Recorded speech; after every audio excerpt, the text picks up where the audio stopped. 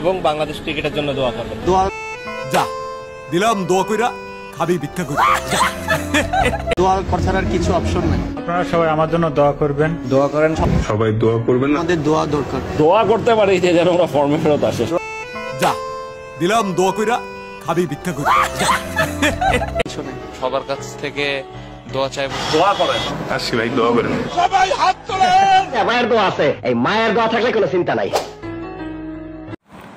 বাংলাদেশের ক্রিকেটের সকল ক্রিকেটারের সম্পত্তি বাজেয়াপ্ত করা হোক, কারণ মাসে 3 লাখ 4 লাখ টাকা পাইয়া এরা আসলে চর্বি আসা পড়ছে।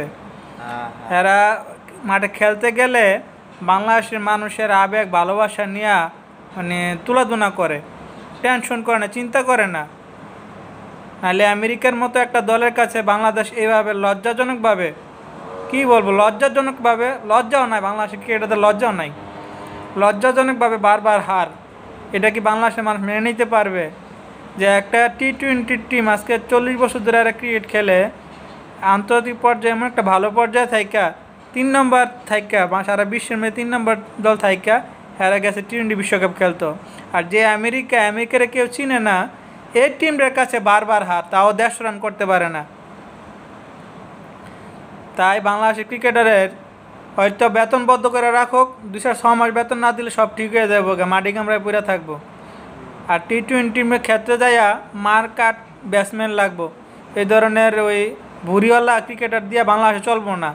যাদের স্ট্রাইক নাই, হাতে হিট নাই, সব হিট খাটের মধ্যে শেষ করে তাদেরকে দিয়া বাংলাদেশের ক্রিকেটের কোনো উন্নতি হইব না।